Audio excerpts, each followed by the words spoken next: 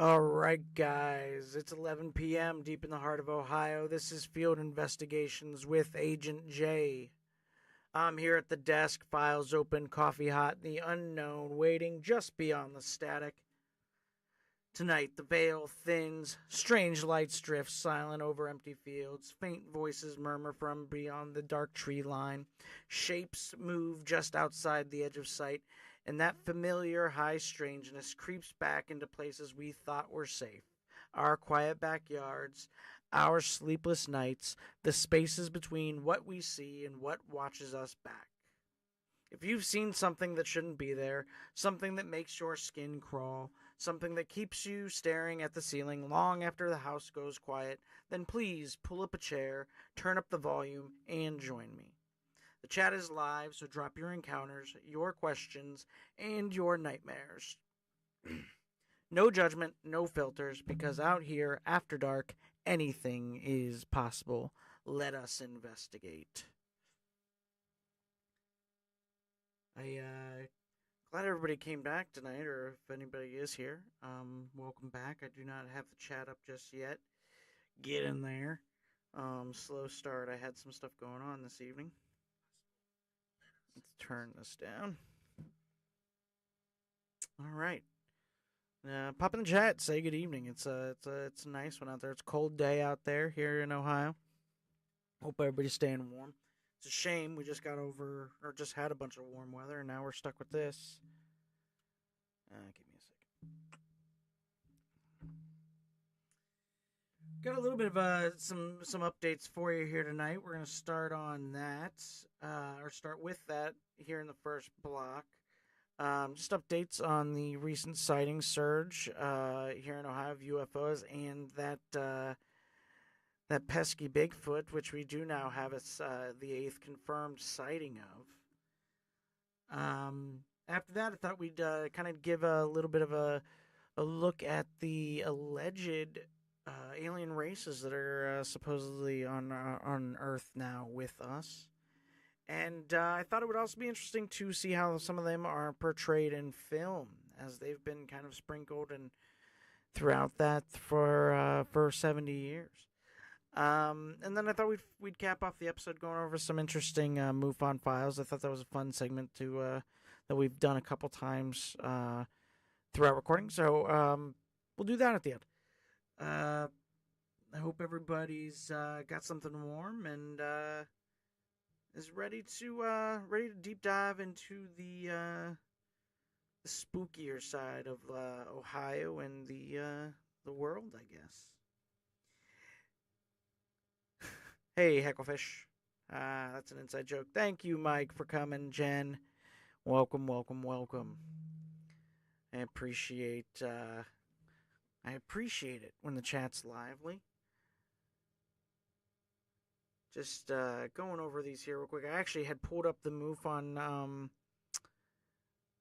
case management system right as we were logging in, and something had caught my eye that I wanted to bookmark here for the end of the episode, because I think we touched on it last night. There's this one in Claysville that they've seemingly uploaded a few more images. So I'm gonna check that out here.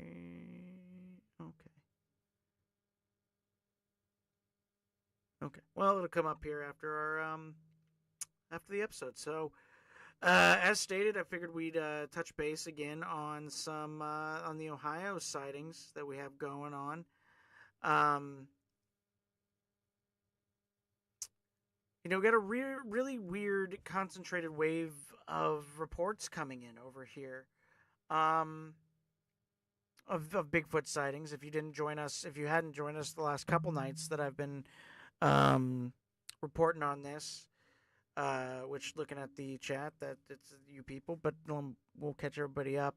As of right now, and earlier confirms were lesser, but there are 8 sightings of Bigfoot here in Northeast Ohio, starting in Manaway Center, which is in Portage County. And over the subsequent, that was starting back now on March 6th, and so tomorrow will be officially a week that this whole thing has started. and we've had more sightings than days even. So there were sightings on the 6th and 7th around that area. The 9th, we saw that the creature had moved a bit further south. And it seems to be moving southeast every day. The recent sighting, I believe, is from Streetsboro. But like I said, we'll just do a quick rundown for everybody new. March 6th, Manaway County saw broad daylight, 12:30 in the afternoon. Sighting a large black or brown 9-foot figure quickly moving through the trees. It vanished. On the 7th, also in Manaway County, we're seeing there was a 8-foot tall supposed brown figure, possibly with footprints left. Now that I'm hearing this, we mentioned that yesterday about the castings, which I'll talk about some more here. But along with deep rhythmic footsteps and grunts, which I think to be interesting. The sighting on the 9th, the first of the two sightings, I apologize, on the 9th, the first at 11:47 in Garrettsville, by the Headwater Trails, a black shadow figure spotted in the tree line.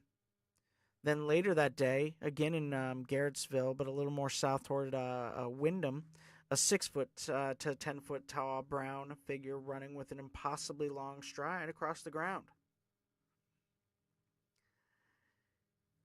The 6th sighting came from Newton Township down in Trumbull County now, crossing county lines. A resident had let their dog out in the evening, only to hear footsteps, and then when they reacted, went out to see what was going on. They saw a 8 to 10-foot black shadowy figure standing just between them and the house and the wooded area behind them. Are possible sightings, but that were possible, that are now seemingly being confirmed by both researchers on site and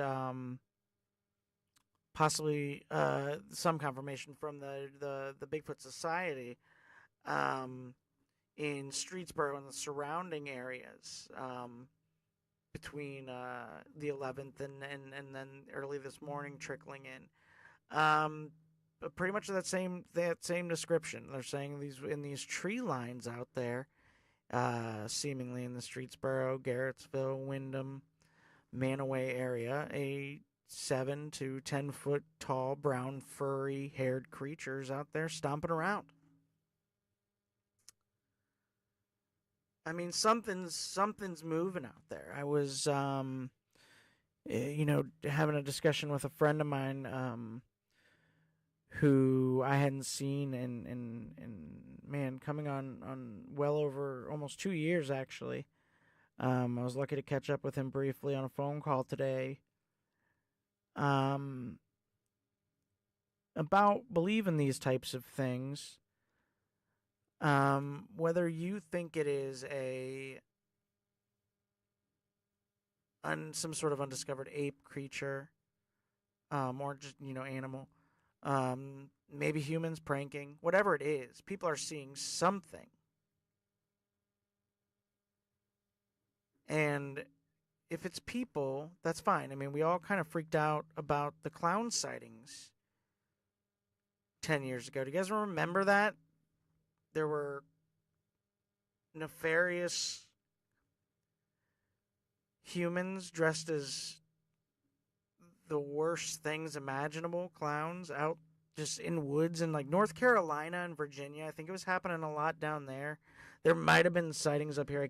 I don't remember, but it was like a thing. Now, could this be some sort of perpetuated 70-year hoax? I guess. But people are seeing something very large, which is terrifying. I mean, UFOs, I think, which are scary in and of themselves. We did do that episode on abductions, which I would love to revisit, I think, on a broader scale. But those are terrifying, but they're also like in space. Like, you're in a car, you can drive away. They're in the air. Yeah, there's the scary stuff about them coming in homes or whatever, but A Bigfoot is a thing that is large. You know, like I don't like horses, right? Horses are the second worst thing, and they're not that big. But like, so imagine if you were like a horse standing next to a Clydesdale, are vastly different things, and that's kind of what we're talking about here. I'm sure most horses are terrified of most Clydesdales. Hot take. Hot tea. But yeah, they're seeing something, and you know, skepticism aside, I think, um, I want to know what it is, whether I think it's Bigfoot or not. And I know that people looking at it are Bigfoot hunters, so I mean, somebody's got to be looking. And while the woods are busy, you know, we got a lot going on up in the skies. As we've been discussing now, hey, congrats everybody. We're just past a week of episodes. This is episode 7. So everybody give yourselves a pat on the back. Really, really cool thing going on here. We've been talking about these now. Sightings coming in from Akron, Mansfield, Crestline. Still ongoing through now mid March. Starting, I think the first one we talked about, and one that I do have still pulled up here was on the first of the was reported the first day of this year. Independent sightings of hovering orbs and changing lights with erratic movements, definitely not drones or planes. You know, witnesses describing them just hanging there and then shooting off back up into the distance. Sighting in Willoughby, around March 7th, dramatic lights separating into 4 to 5 orbs, merging back into one orb. This one's saying it's filmed by at least one witness, showing erratic paths, silence, and vanishing suddenly.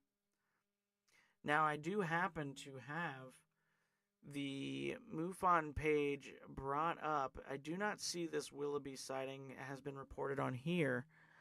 And New Fork, who we've discussed multiple times, guys, the sister network here to Mufon, is one man, and he is not quick to reply, especially to live radio shows with 4 people listening. But I digress. One day he will cave, and we will get the exclusive from New Fork on what's going on. I'm hoping they might have some more stuff. I do think there was a TikTok video. I heard that is where the setting was originally posted. I couldn't find it, but I'm not. I know I should be. I got this thing going on. I'm not wildly savvy with it, so or even wildly interested in spending the time on it, frankly. But look it up. Let me know what you think. You know, these things are everywhere. I've been telling you guys things to look up for a couple days. There's stuff to certainly be looking at. Up on Lake Erie, there's been sightings as well over the water. Formations of orbs or lights, bright formations moving north. Some are saying that it was possibly rockets or satellites. And while Starlink is always a possibility, satellites, the International Space Station, the number of things that could be in the sky. I've never seen a rocket launch in Ohio. Not one that I would confuse for some sort of plane formation. Could be drones. Always a possibility in the world we live in today. But local witnesses insist that the behavior was just wrong. It didn't behave like any of these things.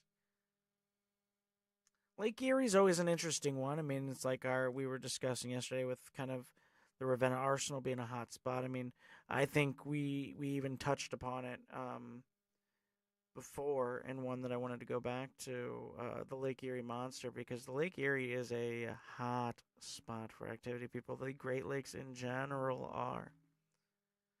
Just back to the chat here real quick. I'm glad to see people do remember the clown thing. I mean, my God, you guys, it was a nightmare. There were videos of people running up, being chased down the street by these things. The fact that those people aren't dead, though. Honestly, when it came to thinking, I'm like, oh, where was that? Well, it wasn't Chicago, right? Because we don't have piles of dead clowns. But, I guess you can get away with that crap in North Carolina. I do think there were some up here, though, in Ohio.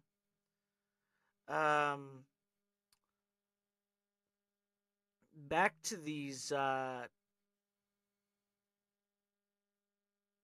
broader echoes, I suppose, of these sightings across Ohio. We do still have, I'm seeing more people reporting on and not really giving more information, but it does seem to be getting attention. This, not only this frogman or whatever situation, or not frogman, this situation with whatever creature was seen down at Salt Fork recently. But then, of course, our UFO sighting that we had mentioned earlier, Salt Fork seems to be picking back up as a hot spot, which I do know during the 90s was quite popular for these types of things, but who knows? But it is showing possible abduction-like elements, as stated, right? The loss of time, blacking out, and things like that. Persistent reports and rumors out of Wright-Patterson, which I have an interesting story that I don't. The story that I have coming up that I think we're gonna slip in here next was actually one of the reason for my call earlier. It might be a little bit of this might be some. I wouldn't say exclusive people, but this is some hot news.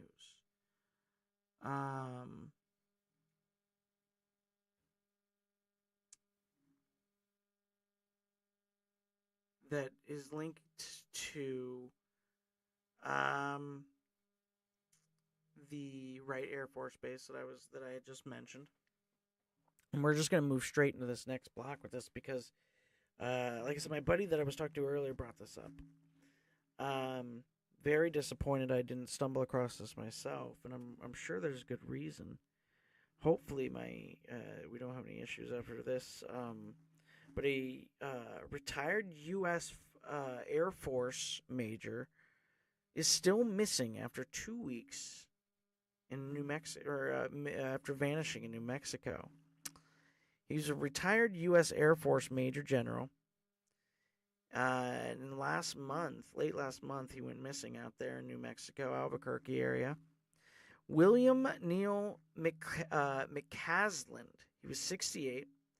Last seen at his home in Albuquerque, New Mexico, the morning of February 27th. The county sheriff's office, which is leading the investigation, well, I completely forgot my quote there, so that, I'll bring it back to this. Let's try saying, McCasland, due to it, being his military background, the sheriff, said multiple agencies are assisting with the probe. According to the sheriff, even the FBI has already been out there and made it a priority to find Mr. McCasland safely.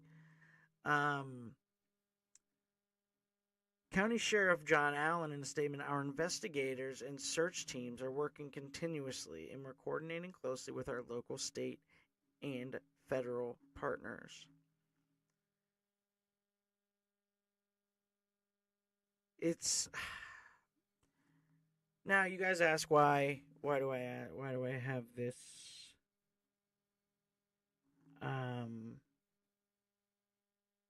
out there? The area that he is missing from is not um, unknown for its popularity in these fields. But McCaslin had a long career in which he retired in 2013 from the U.S. Air Force, uh, including serving as the commander for the Air Force Research Lab at Wright-Patterson Air Force Base, right here in Ohio. Also, then leading the Phillips Research Site in Kirtland Air Force Base in Albuquerque. You know,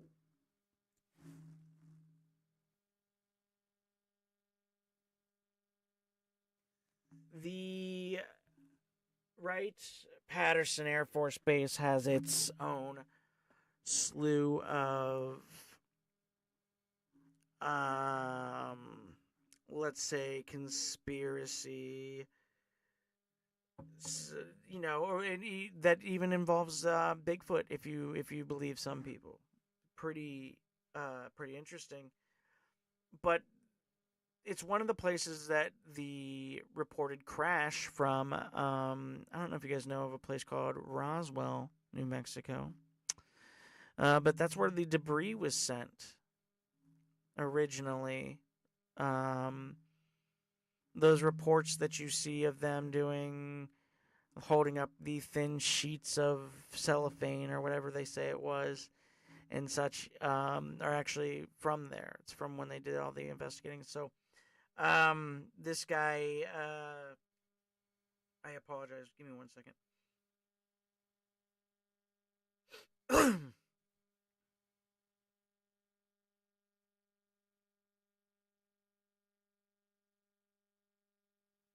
Ooh, I apologize, guys. I had to get some tea in me. My throat was getting a little scratchy. But just to read, I want to do a whole episode on this, so I don't want to bury the. Oh no.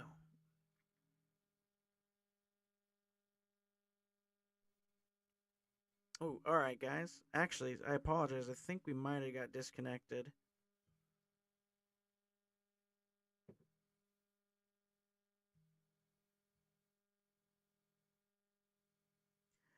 Can somebody hit me up on the chat and let me know if we are back on? I think I might.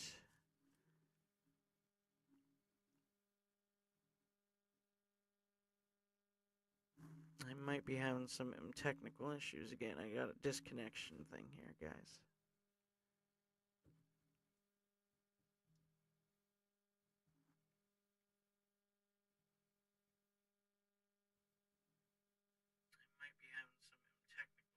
Okay. All right. Sounds like I'm back. I do apologize for that, guys. I got a disconnection thing on here from my streaming software, and then my YouTube app closed on my computer, so it doesn't seem to have affected anything. But you know what? We'll just go into this then, and if you guys feel like having an expanded episode on the Roswell incident, which I feel like we can still do because this doesn't really focus too much on that, we will. After the military initially announced that they had found the flying disc, and they quickly explained that it was a weather balloon, I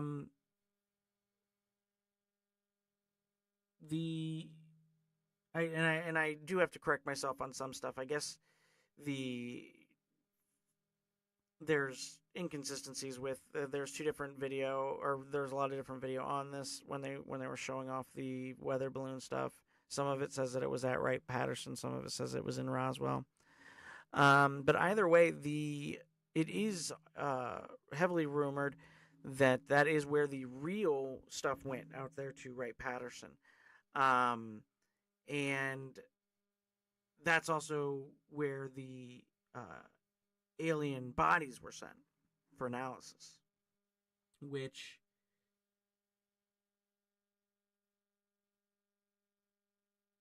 man, right here in Ohio. Why they sent them to Ohio? Ohio people. But, it's interesting. then they make a big thing out of this thing out in New Mexico and say it's all this when, it's right down the road from us. What is it, 80 miles from here? No, it's got to be further than that. Yeah, so the Real Record sent out there. Project Blue Book, which we also discussed, which was an investigation program from the 50s and 60s, was also headquartered there, which, of course, fed rumors and suspicions of a cover-up. Despite the project concluding down there, most sightings were explainable and closed without finding extraterrestrial evidence, supposedly. But I do find it odd that this guy who I need to get more on this. There's not as much information as I was hoping. I went through a couple articles. I mean, clearly none of this Major General's stuff's not just like out on the internet what he did, but it would be interesting to see what programs were being run during his time in charge of the research lab and such down there, because if this stuff is there, this guy had his hands on it at any point, and now he's up, poof, and gone. What is that? What does that say? Right? Now, we can be logical and say he was an older man who had some health issues, probably wandered off, got lost. He's in New Mexico. I will say that, if you ask me, that's what happened. That's what happened. But I will probably then tap in and go, but, I've also thought maybe that dude just, he served his time. He served his country. He aided the alien overlords, and they, when his time came, they took him back up with him. Wouldn't that be interesting? I will be following this pretty close, and maybe just tie it all into that big episode on these Air Force bases and these military sites that are rumored, allegedly, for entertainment purposes only, allegedly connected to these sightings. I do need to find these ones about Bigfoot. I know this is in my brain catalog of Bigfoot sightings and alien sightings above these Air Force bases, but I need to dig the specific one up on these ones nearby, because I just don't have it committed to memory.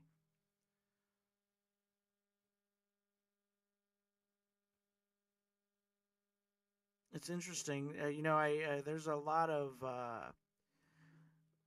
the alien bodies that reportedly went to Wright-Patterson.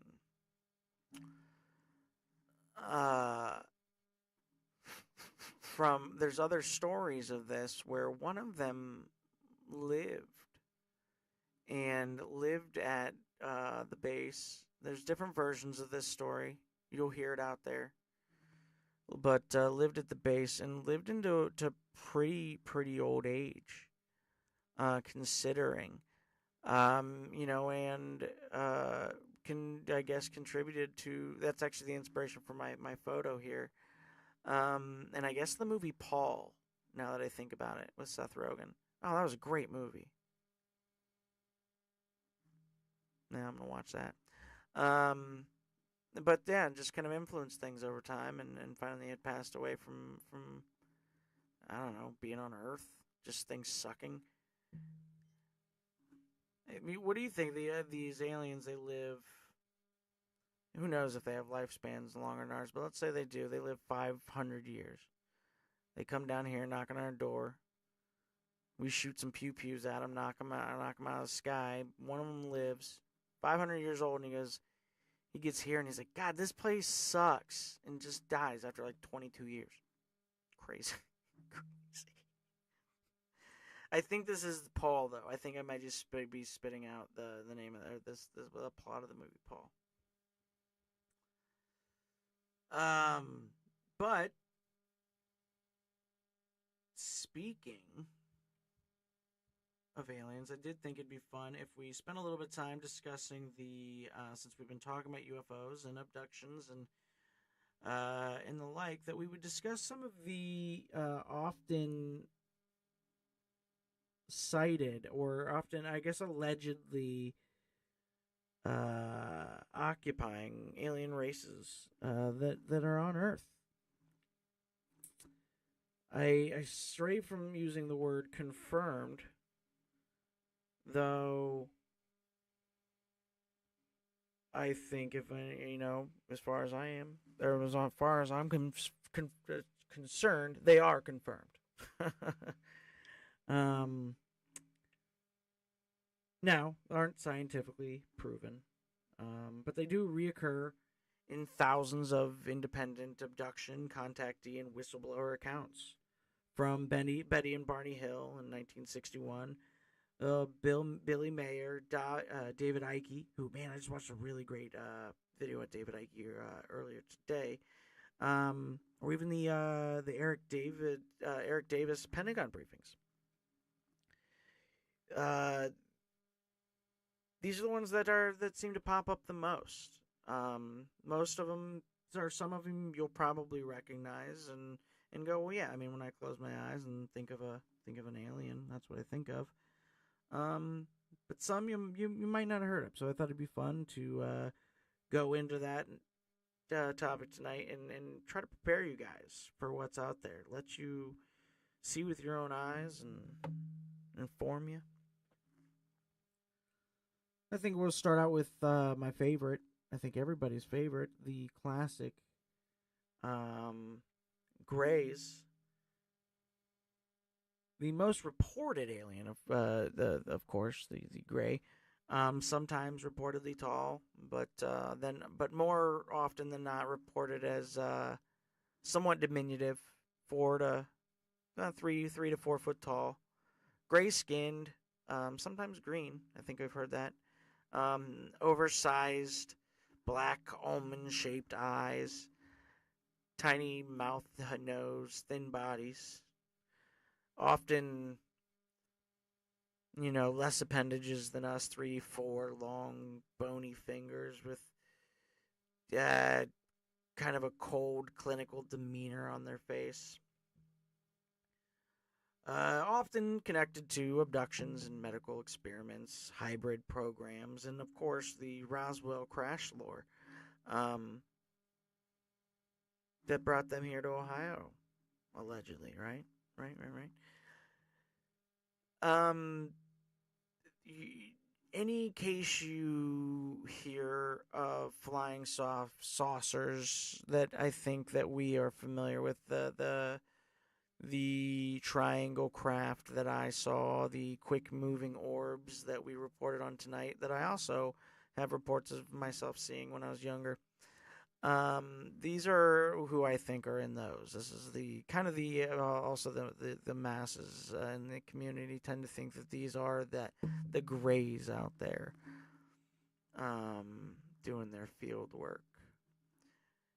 On that topic, I want to just put something out there because it's something that I've gotten in conversations with people recently.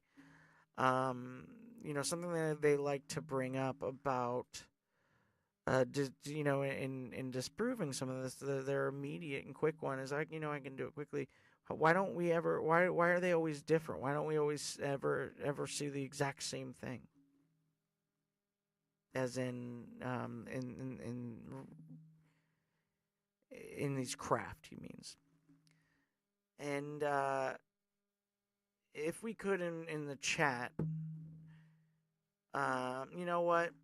Maybe not in the chat, but I just want you all to think in your head what car you drive, and if it is the same as the other 100 cars on your block.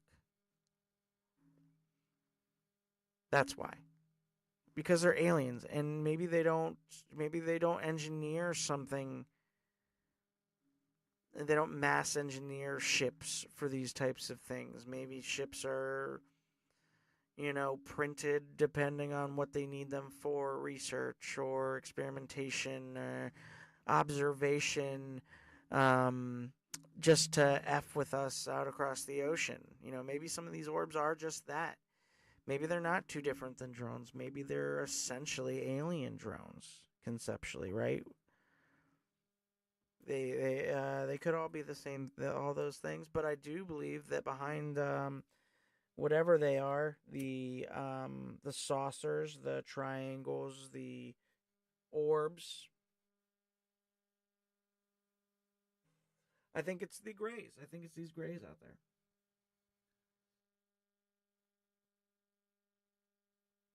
The next ones that come up most, or kind of next, I guess, are the Nordics, is what I know them by. Often called the Pleiadians, or just the tall whites. What are often called or talked about as kind of space bros of UFOlogy, or the UFO world. 6 to 7 foot tall, blonde or white haired, blue eyed, strikingly human like, but attractive, or inattractive, but attractive. He's strikingly human, but attractive. Often peaceful. They're the ones that we see out there that are, hey, you guys need to stop doing stuff with nukes. Be kind to each other, and which of course are all fine things, but they are the ones that are often out here warning us of our own destruction. The Greys, I think, are pushing us towards it, or at least interested in it. But the Nordics, the tall whites are out there, saying, hey guys, behave. I think the men in black that we hear about are Nordics. Whether they be some sort of hybrid, I think they are some division of the government the Nordics seem to be in charge of, and they are out there to do who knows what, I guess. I guess this is where the logic starts to fail, right? But as to quote, or to paraphrase, well, right, Mike. Maybe they come from in the earth, right? That's what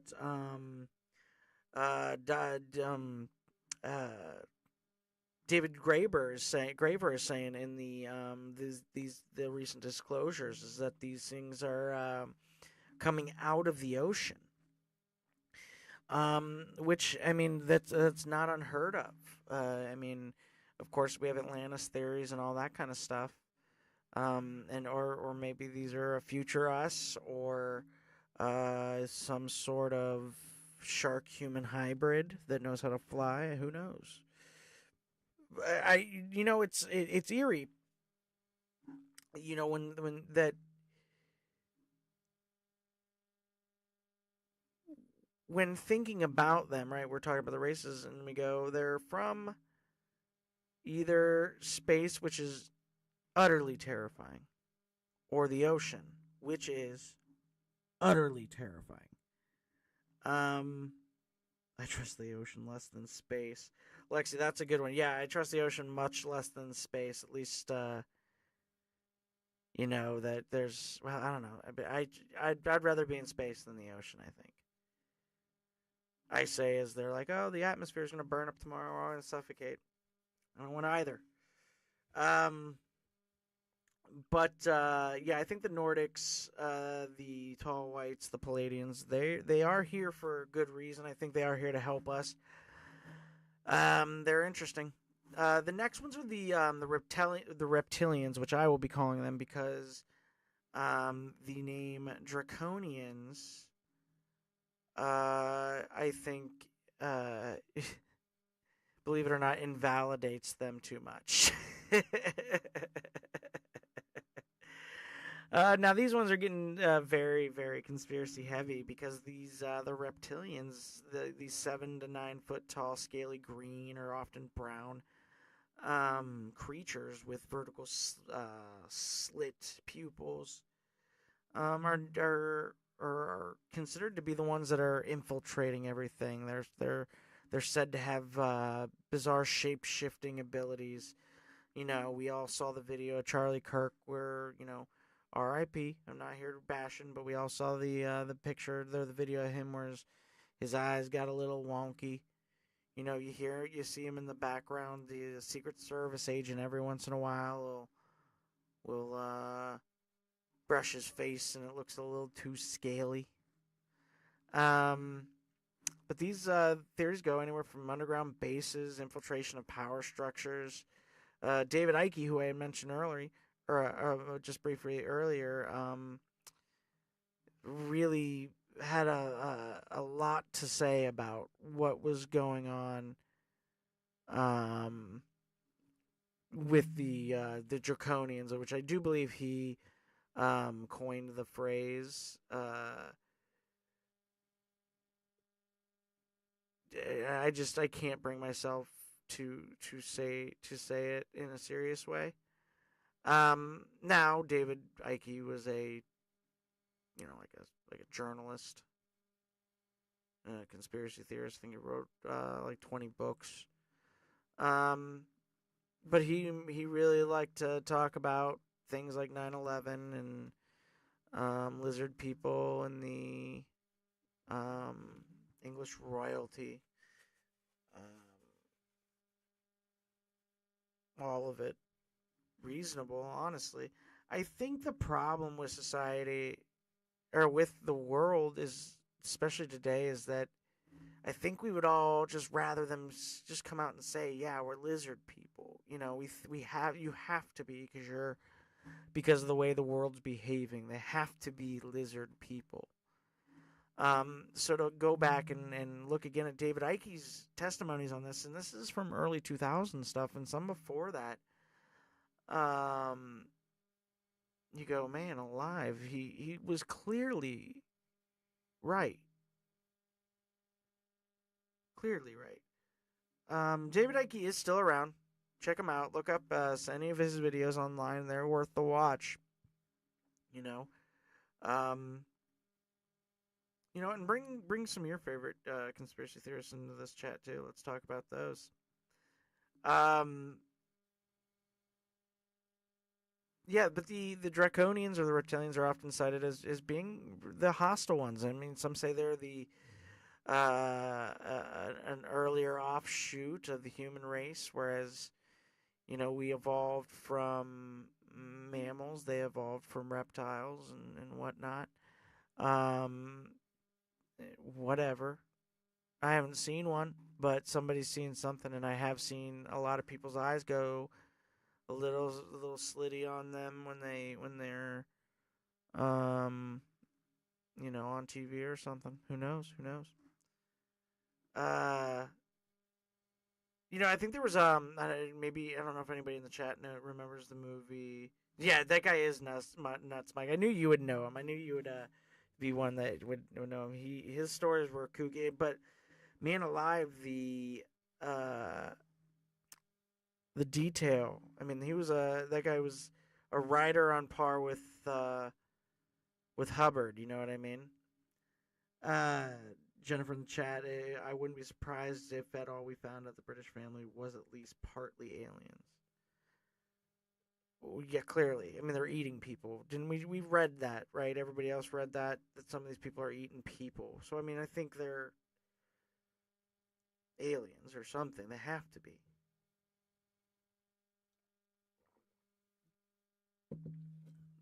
Um,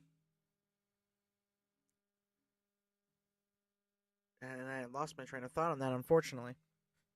Yeah, you know what? Let's the next one as I got up, they got the insectoids because these ones are fun. The insectoids are creepy to me. Praying mantis type creatures. And I know another one here in the chat that I think will go over well. Brack from my my idol, the one my inspiration for the show, Space Ghost, Coast to Coast. his DJ was a mantis creature. No, that wasn't his DJ. It was, I want to say his co-host was a mantis creature. Brack. No, Brack I think was the guy with the helmet. You know what? I gotta get brushed up on my Space Ghost stuff if I'm gonna be doing this show, I think. Especially my coast to coast. Um, but tall, very tall, 6 to 8 feet. Sounds like they could take on one of these Bigfoot over here. But these weird jointed insect limbs with large compound eyes and an exoskeleton feel. Kind of a detached and scientific attitude. They're here kind of experimenting and overseeing. These have been linked to the Greys, and I don't know in what capacity. I've heard some stories where there's a hierarchy with these things. I don't tend to believe that kind of thing. I guess I don't discount it too much, but I don't know. They're often cited as being seen in like abduction rooms, though, or in near-death sightings, which I've found very terrifying. Has anybody else ever heard this mantis thing at the Zorak? Thank you. Yeah, the mantis guy. He was a insectoid. Those kind of people are among us, and you see them apparently in these abduction style dreams, just mantising at you. What do manti do? Now we get into the hybrids, which are going to lead into another one, but are these kind of tie in. So in a way, I put these first for a reason, I think. Now the hybrids, depending on who you're listening to, David Icke has some opinions on them as well. The hybrids are said to be the hybrids created by either our government with the alien DNA that we collected from the Roswell incident that was sent to Wright-Patterson Air Force Base, which was commanded, which the research program was commanded for a long time by a general that recently disappeared in Albuquerque, New Mexico, just outside of where said aliens came from, or by aliens themselves who have been slowly testing their DNA in the human populace for years. We'll see these people with unusual skin tones or subtle alien traits, larger eyes, maybe a psychic ability. Many abductees claim that they've even parented them. We talked about these in our tabloid jokes, which I do want to get another tabloid show out here tomorrow, guys. So send in your tabloid stories. But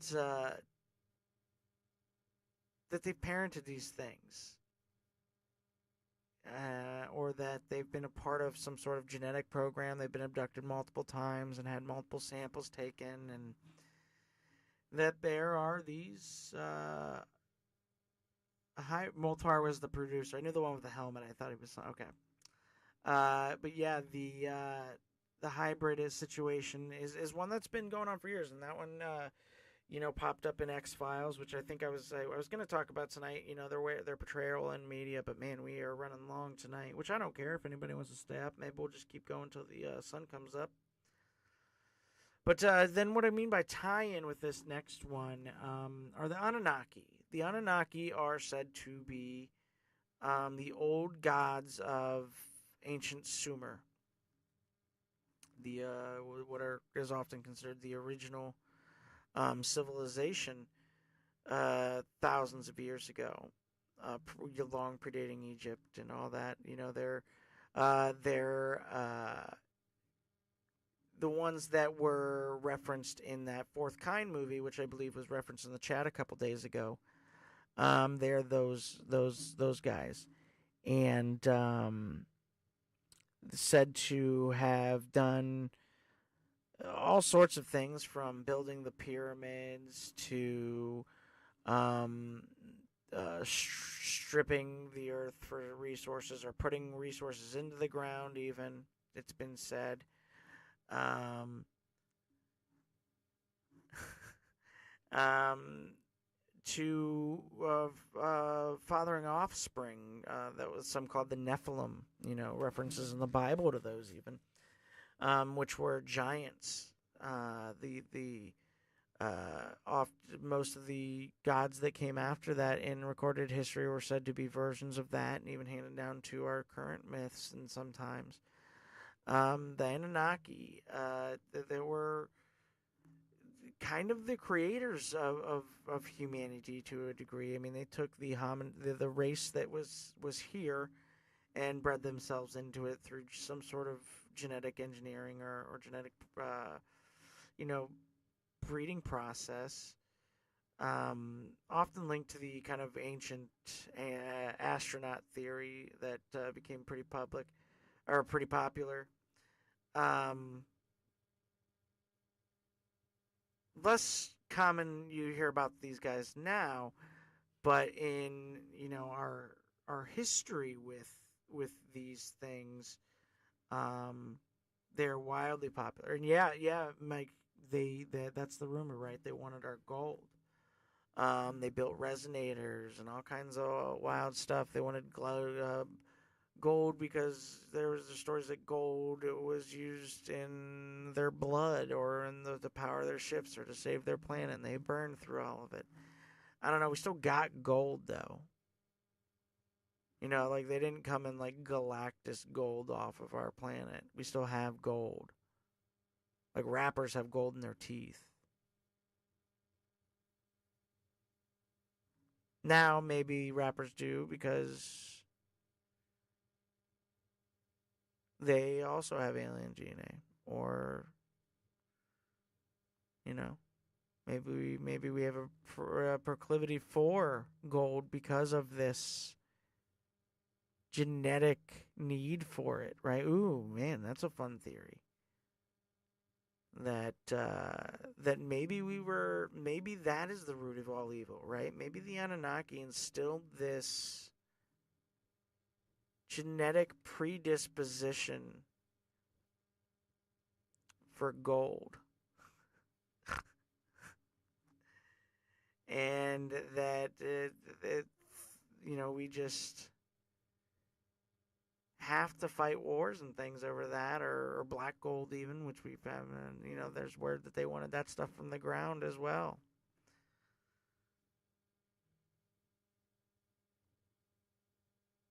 The recent whistleblower briefings that Mike had briefly mentioned recently do list all of these things in them as primary operators of these UAPs. Now, some insiders and whistleblowers also claim that there are 50 to 80 plus species on Earth, and that we're some sort of cosmic zoo or experiment. That these races come here and pop in and out to spend everyday life here, like we're some sort of reenactment show. What do you think? I mean, what do you think when you close your eyes? What is your proverbial alien when you close your eyes? Is it the weird tentacle creatures from Independence Day? I hope not. But even then, I think those like inside were small, like the small white pussy looking things, kind of, right? I don't know. I do think, but I think the scariest is the insectoids because bugs bug me. Little green men for you. Yeah, the little green men, I think, is just also, I think they're part of the Wats. Or just like a brother, like another offshoot of them.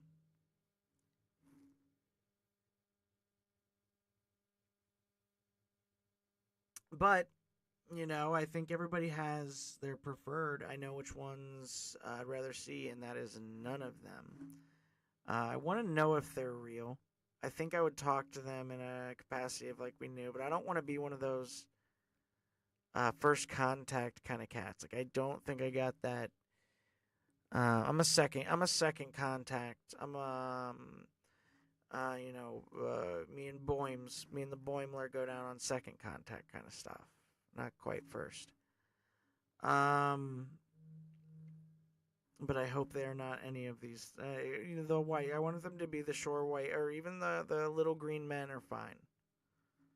No, I don't want any insectoids. Anunnaki can keep their um,